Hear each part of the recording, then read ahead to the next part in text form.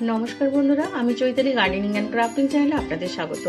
আমার সামনে যেটা দেখছেন সেটা হলো ড্রাগন ফল, আর এটা আমার বাগানে।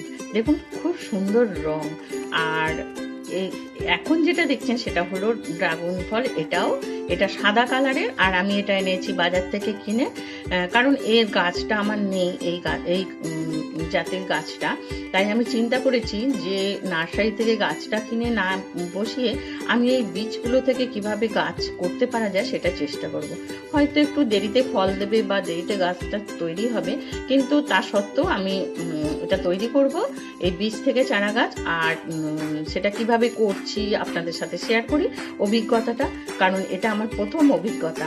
আর প্রথম অভিজ্ঞতাটা যদি আপনাদের সাথে শেয়ার করি, আমি যে বিষয়গুলোতে এখানে মানে আমি ঠিক মতো করতে পারলাম না, সেটা যদি আপনাদের সাথে আমি শেয়ার করি তাহলে কি হবে, আপনারাও খুব সহজে শিখে নেবেন যে কিভাবে এটাকে আমরা যত্ন করব, কিভাবে করলে আমাদের গাছগুলো ঠিক মতো বেরোবে, তাই না?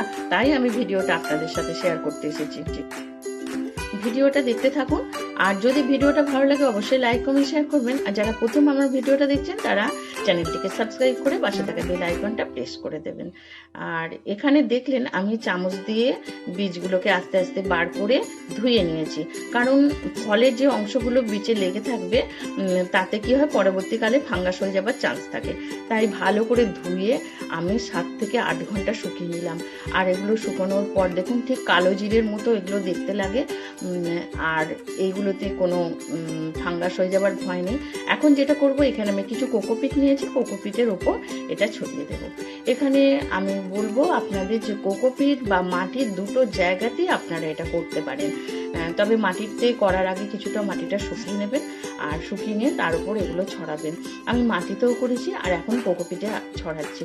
আর কোকোপিটে এগুলো ছড়াবার ওপর ছড়িয়ে তার উপর আমি কিছুটা কোকোপিট এখানে দিয়ে দিলাম, আর এর উপর আমি একটু জল দিয়ে দেবো। তার আগে আমি মাটিতে করেছি সেটাও আমি আপনাদের দেখাচ্ছি, আপনারা দেখতে থাকুন।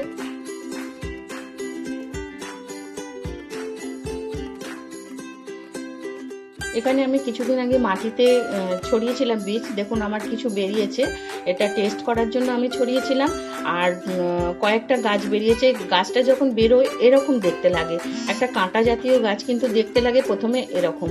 তা আপনারা হয়তো এরকম গাছ বেরোবে চিন্তা করবেন যে এরকম বেরোলো কেন, কিন্তু প্রথমে এরকম ধরনের বেরোতে থাকে, আপনারা একটু লক্ষ্য করবেন। আর আমার কয়েকটা বেরিয়েছে, বেশি বেরোয়নি, আমি অল্পই ছড়িয়েছিলাম। এখানেও আমি বেশ কিছুটা ছড়িয়ে দিলাম, দেখা যাক কি হয়।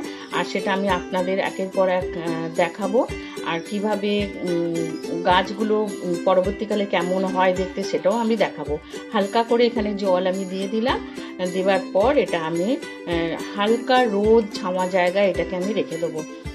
আপনারা রোদেও রাখতে পারেন, কিন্তু আমার মতে বলা হয় যে এটা হালকা রোদ ছাওয়া জায়গায় রাখলে সব থেকে ভালো। আমার যে অভিজ্ঞতাটা হয়েছে সেটা আমি আপনাদের সাথে শেয়ার করছি, আপনারা সেটা শুনুন, আশা করি আপনারা ভালো ফল পাবেন। কয়েকদিন পরে আমি দেখাচ্ছি, দেখুন আস্তে আস্তে চারাগুলো বেরোতে শুরু করে দিয়েছে। দেখুন একের পর আপনাদের একের পর এক দেখাচ্ছি, আস্তে আস্তে অনেকগুলোই চারা বেরিয়ে গেছে এখানে।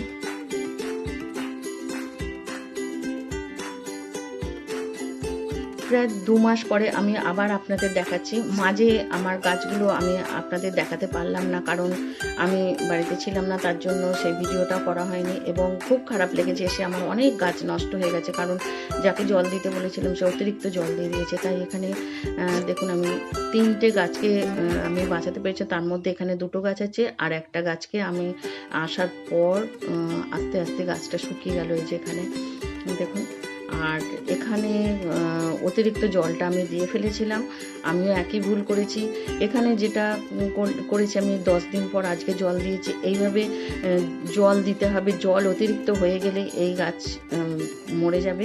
আর একেবারে ছোট গাছ যখন থাকবে, যখন ঝিমিয়ে পড়বে তখনই জল দিতে হবে।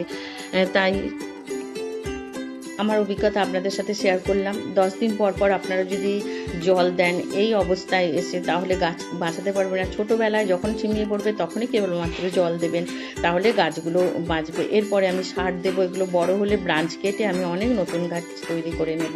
তাই আপনাদের আশা করি অভিজ্ঞতাটা অনেক কাজে লাগবে। আর সবশেষে বলি, আপনারা ভালো থাকুন, সুস্থ থাকুন, গাছ লাগান, পরিবেশকে ভালো রাখুন।